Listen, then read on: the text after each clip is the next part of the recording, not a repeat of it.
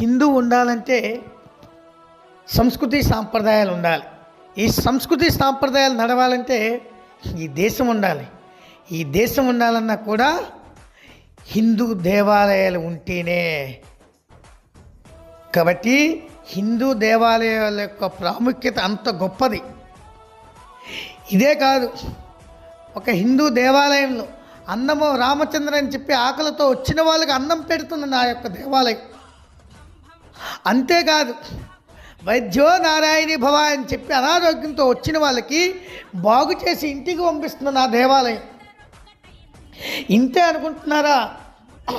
జ్ఞానం లేని వాళ్ళకి ఆధ్యాత్మికతతో కూడుకున్నటువంటి జ్ఞాన భిక్ష పెడుతుంది. ఇంకటితో ఆగట్లేదు.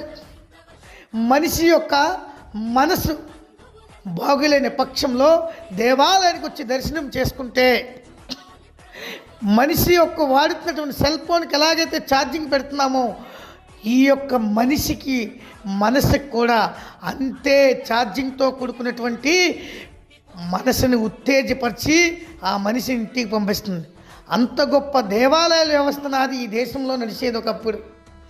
కానీ ఈవేళ ఏదైతే బ్రిటిష్ వాళ్ళు ఎండోమెంట్ అని చెప్పి ఒక దిక్కుమాలినటువంటి దేవ ఆదాయ శాఖ అనేటటువంటి ఒక దాన్ని తీసుకొచ్చి ఈ దేవాలయాలు ఉన్నటువంటి ఆదాయాలను దోచుకోవడానికే పనిపెట్టడమే కాకుండా ఈ దేవాలయాలను మనం తీసుకుంటే ఈ యొక్క హిందువులను మనం హిందూ సంస్కృతిని మనం ధ్వంసం చేయొచ్చు, అప్పుడు మళ్ళీ ఈ దేశాన్ని మనం ఆక్రమించుకోవచ్చని ఒకే ఒక ఉద్దేశంతో ఈ పని చేశారు.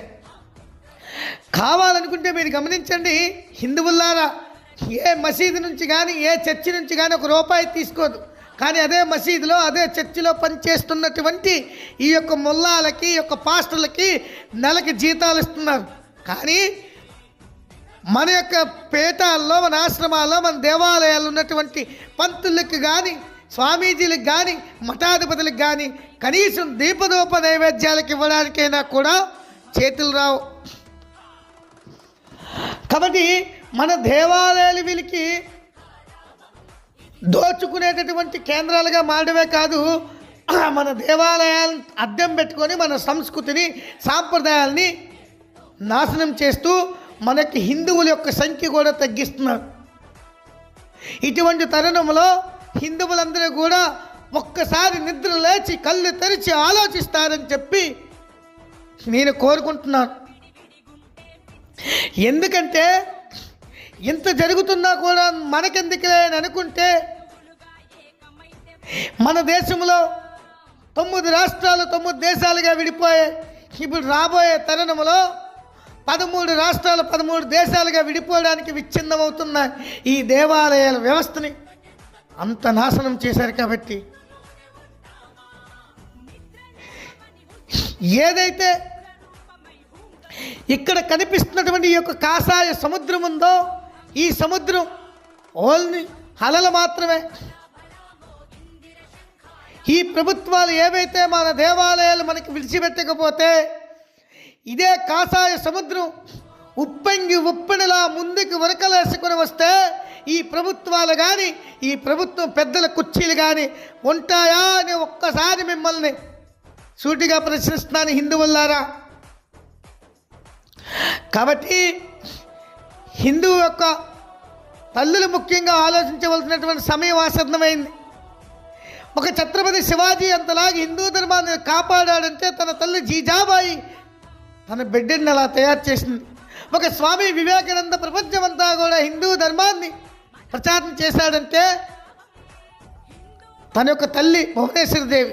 కాబట్టి తల్లులందరూ కూడా మీ గ్రామాలకు వెళ్ళి మీ పిల్లలకి చెప్పడంతో పాటు గ్రామంలో ఉన్నటువంటి సెక్యులర్ హిందువులకు కూడా ఈ యొక్క హితబోధ చేస్తే మన దేవాలయాలు మన చెంతకు వస్తే పూర్వం రోజుల్లో ఎలాగైతే దేవాలయాల్లో అన్ని కార్యక్రమాలు జరిగేవో మరలా యథావధిగా ఆ స్థితిని మళ్ళీ మనం కొనసాగించుకొని మన హిందూ ధర్మాన్ని మనం రక్షించుకున్న వాళ్ళం అవుతాం. మన దేవాలయాలు మన చెంతకు వస్తే మన దేవాలయం ఆదాయం మన పేదవా హిందువులకి మనం పంచిపెట్టిన వాళ్ళం అవుతాం. మన ఉండిలో మనం డబ్బులు వేయడం ఏంటి, మన పిల్లలకు ఉద్యోగాలు లేకపోవడం ఏంటి? ఒక్కసారి ఆలోచించండి హిందువులారా. కాబట్టి మనమంతా కూడా చైతన్యమైతే సాధించలేనిది ఏదీ లేదు.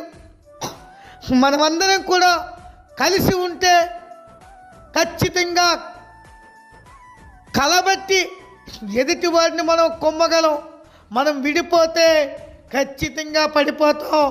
ఈ విషయాన్ని అర్థం చేసుకోకపోతే 2057 తర్వాత ఇప్పుడు ఏ ఏ దేశాల్లో అయితే మన హిందువులు చంపబడుతున్నాయో అదే స్థితి మన ఆంధ్రప్రదేశే కాదు, యావత్ భారతదేశంలో హిందువులకి ఘోరమైనటువంటి పరిస్థితులు వస్తాయి.